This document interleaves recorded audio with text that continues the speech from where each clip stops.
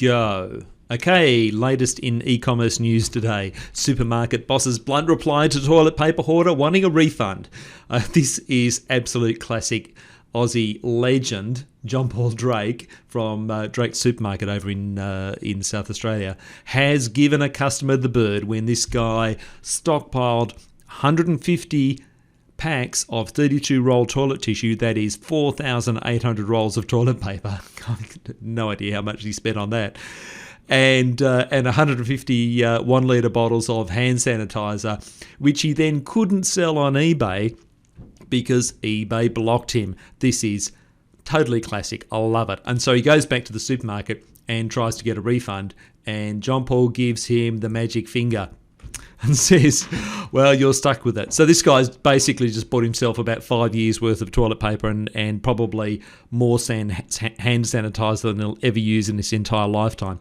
So this is right back to what I said at the beginning. A lot of this panic buying of inventory for people's personal use. This is exactly what happens in business. You take advantage and you buy a huge amount of inventory, and then you discover you can't sell it.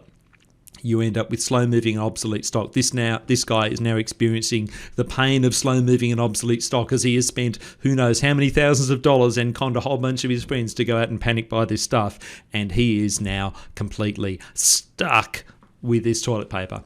Maybe he'll find someone to take it off his hands at a super discount, but eBay's closed to him. I'd suggest he goes to Grays Online or somewhere else and sell it at half price, and maybe he'll be able to shift it and cut his losses at least a little bit.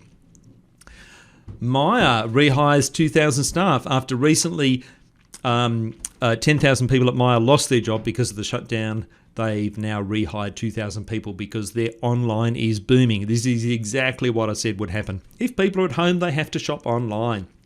And they are.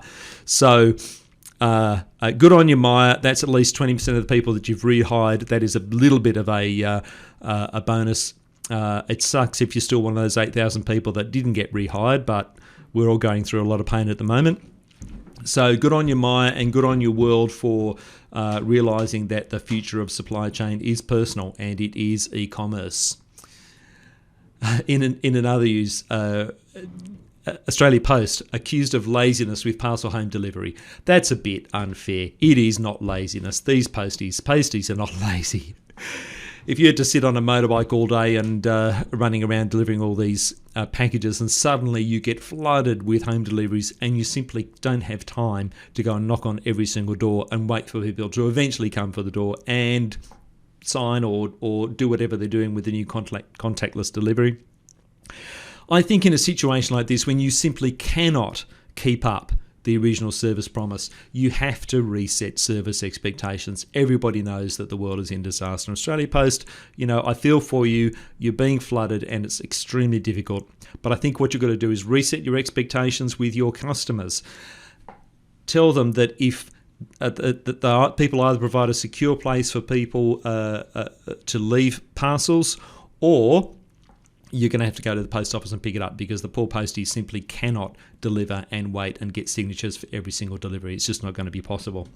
Okay, that's all today. The future of supply chain is personal and it is via e-commerce. If you run a product business and you are not in e-commerce, or you are in e-commerce and you're wondering how to cope with all your orders, please give me a call. You can book in for a 30-minute logistics checkup with me, and I will help you, I'll help you set up a plan for how to improve your logistics operations. Okay, that's all, and I will see you in the next one.